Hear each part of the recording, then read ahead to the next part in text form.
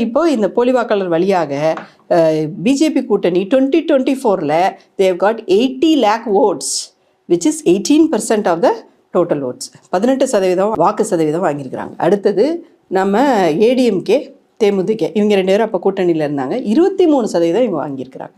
18 + 23 எவ்வளோ ஆச்சு? 41%. 41 இப்போ 2 பேரும் கூட்டணி சேர்ந்தாங்க இல்லையா? 41% இப்போ ஆல்ரெடி அவங்க ஓட் ஷேர் வச்சுருக்கிறாங்க. இதில் நான் சொல்கிறேன் 70% ஃபேக் ஓட்ஸ். என்னோட எஸ்டிமேட் படி நான் பூத்தாக பார்த்த வரைக்கும் 70% ஃபேக் ஓட்ஸு. இன்னும் துல்லியமாக இன்னும் கொஞ்சம் ஒர்க் பண்ணிகிட்டு இருக்கிறோம். நாங்கள் ஒர்க் பண்ணிவிட்டு அதை இன்னும் ரிலீஸ் பண்ணுறோம். பட் இந்த அளவுக்கு இது. இப்போ உங்களுக்கு விஜய் வரட்டும், அஜித் வரட்டும், தேவயானி வரட்டும், யார் வேணால் வரட்டும் சார், மக்கள் மனசு மாறுவாங்க. ஃபேக் ஓட்டர்ஸ் மனசு மாறுமா? போலி வாக்கு மனசு மாறுமா? போலி வாக்கு 10,000 எலெக்ஷன் நடந்ததுனாலும் அதே பிஜேபிக்கு போட்டுக்கிட்டே இருக்கும், பிஜேபி கூட்டணிக்கு போட்டுக்கிட்டே இருக்கும். அப்போ இங்கே எதுவும் நீங்கள் யார் கூட வேணால் கூட்டணி வைங்க, காங்கிரஸ் யாருக்கிட்ட கூட்டணி வைக்கட்டும், தாவேக்கா கூட்டணி வைக்கட்டும், எது வேணால் நடக்கட்டும், நீங்கள் எல்லாம் உட்காந்துட்டு நம்ம பேசிக்கிட்டே இருக்க வேண்டியதான். ஃபைனலாக தேர்தல்னு வரும்போது போலி வாக்காளர்கள் கோடிக்கணக்கில் அவங்களுக்கு இருக்கிறாங்க.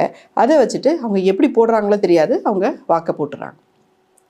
இது இது அடுத்தது ஏடிஎம்கேயோடது 23% சொன்னேன் இல்லையா? 1 கோடி வாக்கு அவங்களுக்கு. ரைட்டா? நீங்கள் சொல்லுங்கள், ஜெயலலிதா இறந்த பிறகு நீங்கள் ஏடிஎம்கேயில் இருக்கக்கூடிய தொண்டர்கள் இருக்காங்கல்ல, அவங்களுக்கு கூட ராகுல் காந்தி பிடிக்கும். ஏன்னா கூட்டணி வச்சுருக்காங்க.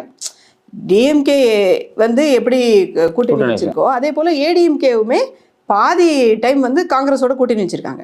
ஸோ 2 பேருக்குமே அந்த மக்களுக்கு ராகுல் காந்தியும் காங்கிரஸும் பிடிக்க தான் செய்யும். 2 கட்சிக்குமே பிடிக்க தான் செய்யும்.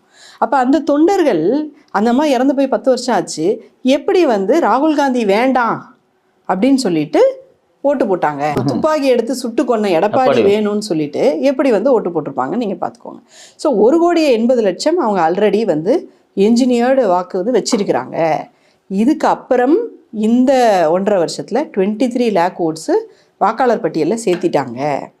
ஸோ அங்கே வந்துட்டாங்களா? நம்மளுடைய இந்தியா கூட்டணி வாக்கு சதவீதம் பார்த்தீங்கன்னா 2019ல் நமக்கு 2,28,00,000 வாக்குகள். இப்போ 2 கோடி வாக்குகள், கிட்டத்தட்ட 30 லட்சம் வாக்குகள் நமக்கு கிட்டத்தட்ட ரிமூவ் பண்ணியிருக்கிறாங்க ஆல்ரெடி. இப்போ எஸ்ஐஆரில் தான் ரிமூவ் பண்ணுறாங்க கிடையாது, ஏற்கனவே அப்பைக்கு ரிமூவ் பண்ணிட்டு தான் இருக்காங்க. ரிமூவ் பண்ணதுக்கு ஏற்ற மாதிரி ஃபேக் ஓட்டர்ஸை சேர்த்து அதுக்கு மேலே சேர்த்து தான் நான் சொன்ன 90 லட்சம். ரைட்டா? ஸோ இப்போ நம்ம 46% ஓட் ஷேரில் இருக்கிறோம், அவங்க 41% ஓட் ஷேரில் இருக்காங்க. 5%ல் தான் தொங்கிட்டு இருக்கிறோம். அதையுமே இந்த 23 லட்சம் அவங்க சேர்த்துட்டாங்க.